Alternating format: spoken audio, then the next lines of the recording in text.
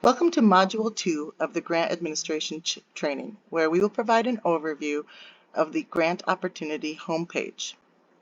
It's important that you understand the layout of the homepage and what each of the fields are, because all of our additional Salesforce trainings after this one will build off of this page.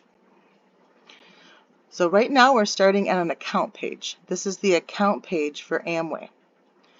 You can navigate to the Grant Opportunity homepage in a number of different ways. You can click on opportunities and search for an opportunity if you know the name or something close to it. But what I do and what I think is easier is you first go to the account homepage and get to the opportunity that way. So that's what we're going to do. So what you do is you navigate down, scroll down to where you see the section here that says opportunities. You'll see there are a few different types of opportunities. We are looking at grant opportunity today. So I'm going to click on this FY23 grant opportunity. Now this opens up the home page for this particular grant opportunity. I'm going to go through this section by section. First of all, you'll see this is a grant opportunity.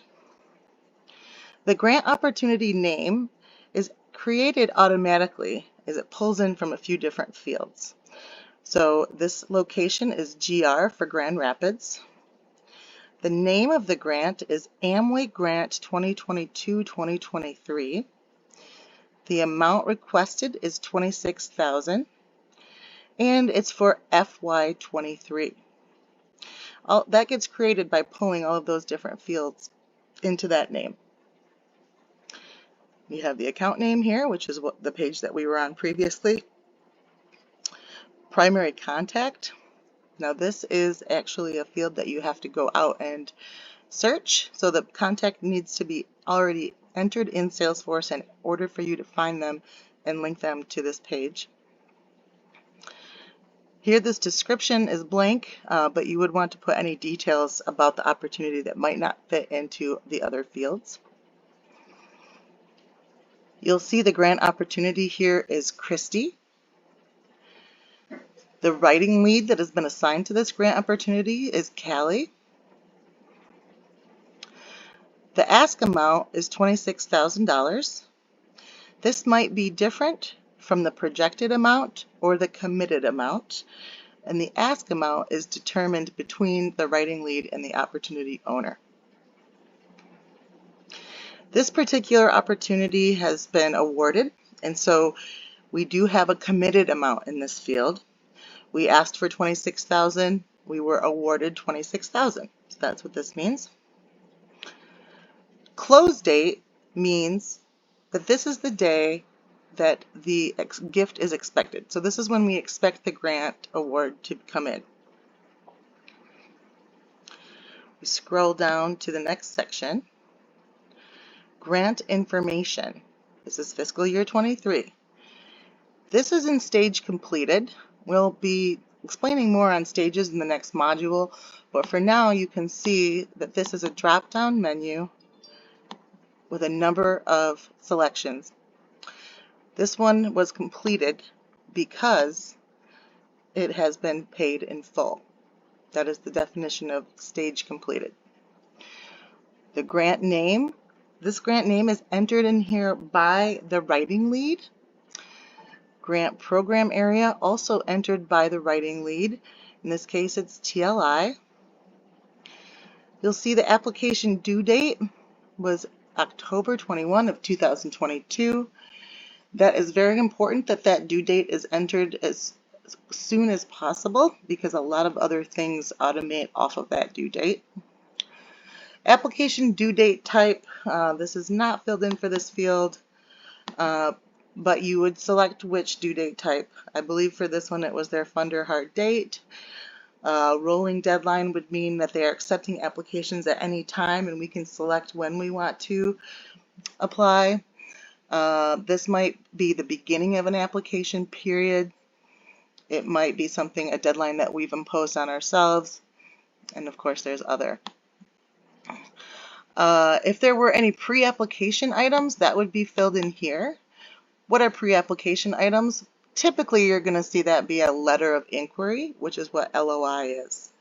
So some funders may have us submit a letter of inquiry in which we give a brief description of our proposal, and then from there they can decide if they want to invite us to submit a full proposal. That was not the case with this one. Sometimes they may have us submit other paperwork. Those are some of the more common ones. If you see anything else in this application details field, that might explain some of the additional pre-application items. If this is an application period, that would be explained here. Pretty much any details that we don't have a field for could go here. This is a free field. The application details field is a free field. Once you're awarded the grant, you will then see that the grant period start date and grant period end date are entered. And those are entered based off of either what the funder has defined for us or what we told the funder we want the grant period year to be. So those get entered. This is, when we say grant period, that is the time period our activities are covered by this grant. So when we do any reporting, this is the time period of the year through which we will report. Next section is the projection information. This particular opportunity did not have a projected amount. However, if there is a projected amount, you will see that here. When you see the field projected amount filled in, that means that this amount was written into the fiscal year budget as expected income. You'll see the projected site is Grand Rapids. Projected month is December. So the projected month of December, you'll see matches the close date. So this is you'll remember the close date is the date that we expect to receive the award. And then we also write in the name of the month here that corresponds with the close date. Login information.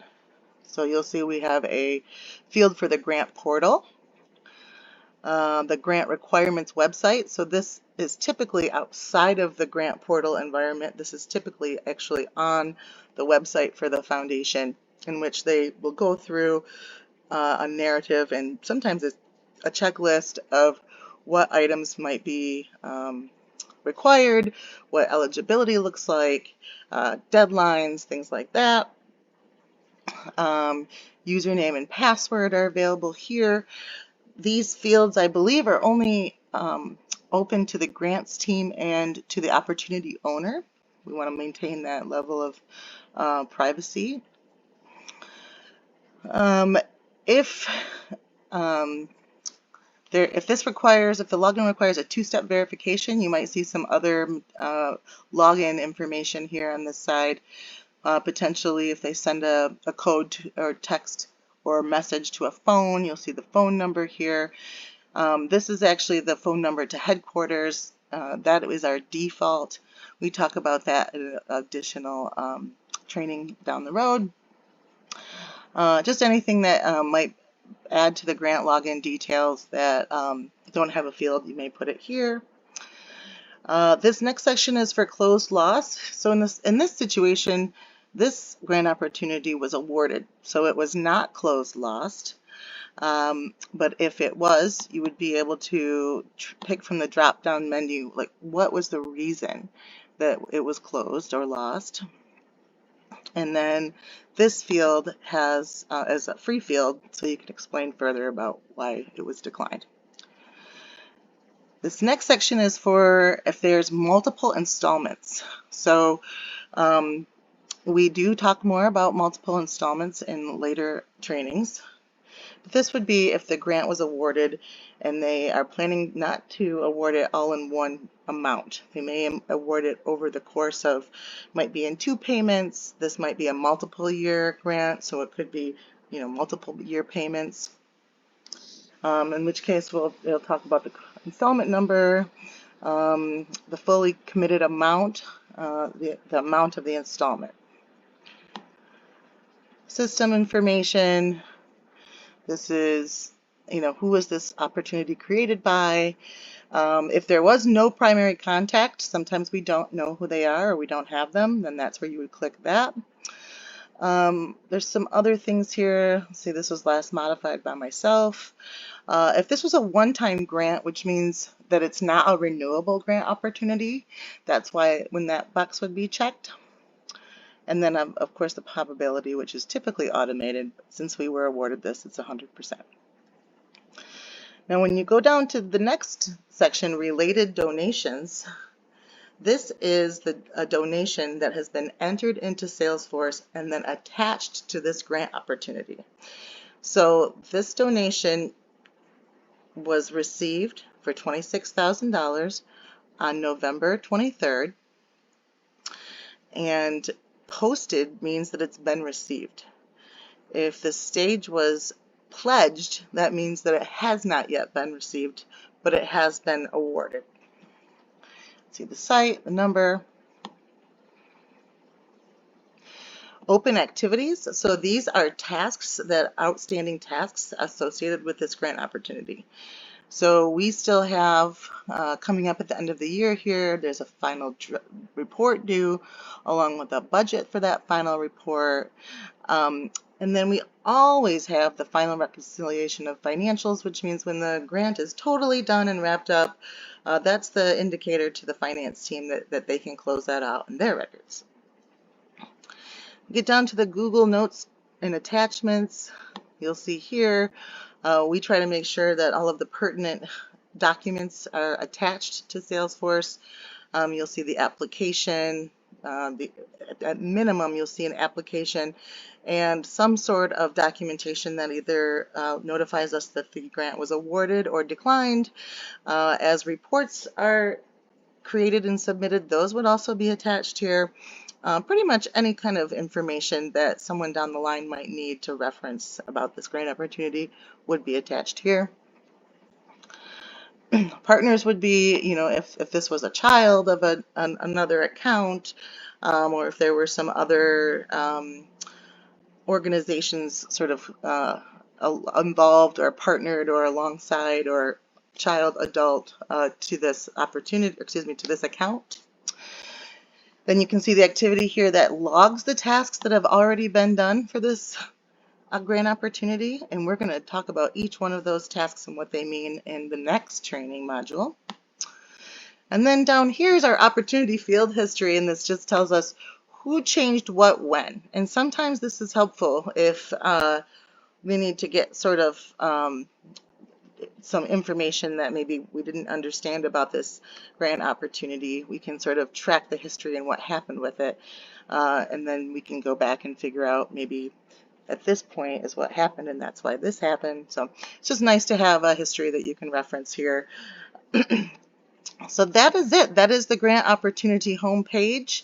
You'll also notice along the way there are these little question marks and you hover over, and there is some explanation there.